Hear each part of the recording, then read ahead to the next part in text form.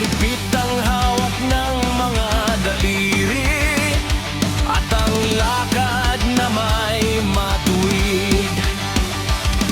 Mahusay ang kanyang talumpati, makisig kung siya ay magdamit.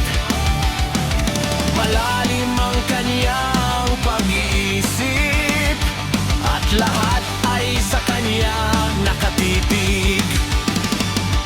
Ngunit ngayong siya'y pagod na, mahina na rin ang katawan, pinagmamasdan na lamang sa bintana ang unti-unting pagdaloy ng ulan. At ang unang tanong sa umaga, kung ano ang kaniyang nagawa sa paglipas ng 90 taon nang siya'y malakas at bata pa. Si Lolo Jose, si Lolo Jose, si Lolo Jose ay matanda na, ngunit mahal ko pa si Lolo Jose, kahit siyang ngayon ay laos na.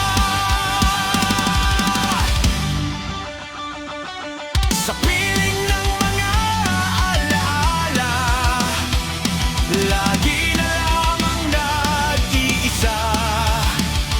Kahit sulyap, walang maaasahan sa anak na di man siya mapagbigyan. At ang unang tanong sa umaga, kung mayroon pa siyang magigisnan, naliwanag sa nalalabing buhay, ngayon siya'y matanda at laos na. Si Lolo Jose, si Lolo Jose, si Lolo Jose ay matanda na, ngunit mahal ko pa si Lolo Jose, kahit siya ngayon ay laos na.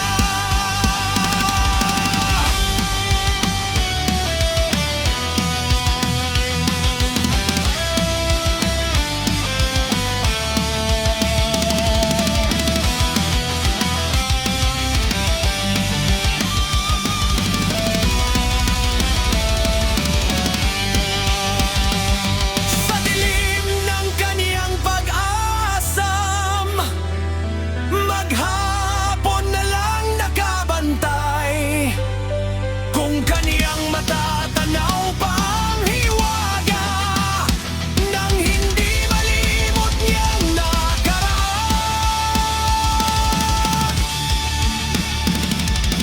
At ang diwa ng kahapon di na matagpuan,